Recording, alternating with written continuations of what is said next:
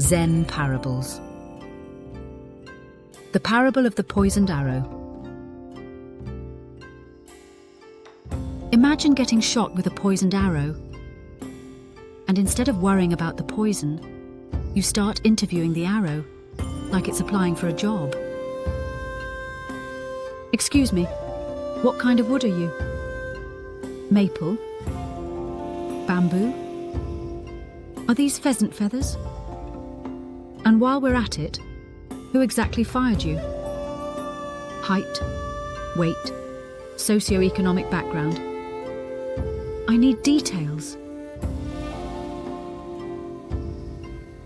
This is the moment when everyone else in the room realizes you're about to die, not from the poison, but from overthinking. That's the pattern interrupt. Because the truth is, most of us live exactly like this.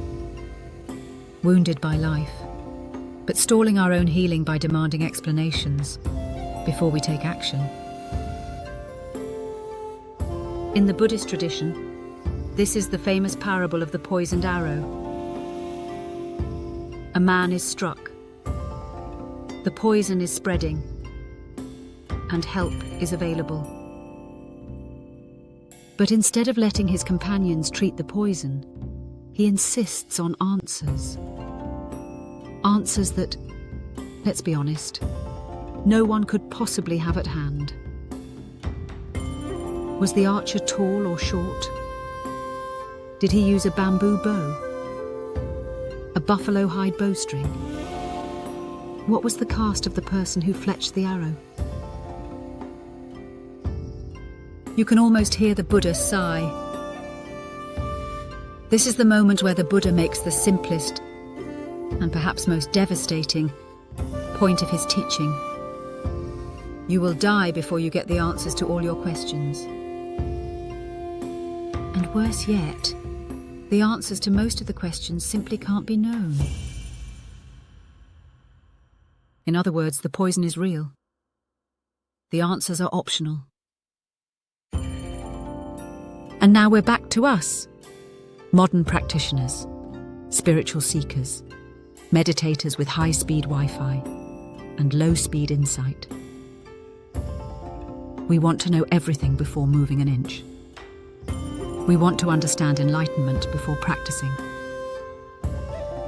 We want to debate metaphysics before confronting our own suffering. We want to analyze the arrow that delivered the poison instead of treating the poison itself. Zen looks at this situation and laughs, but kindly. Zen doesn't mock our curiosity. It just refuses to indulge it when it gets in the way of realization. If you are bleeding, Zen will hand you a cloth, not a theory of textiles. Think about the last time you spiraled into analysis. Why am I like this? Where did this emotion come from? What does it say about me? And the mind starts crafting a genealogy of your suffering, complete with a family tree, historical footnotes, and a color-coded diagram.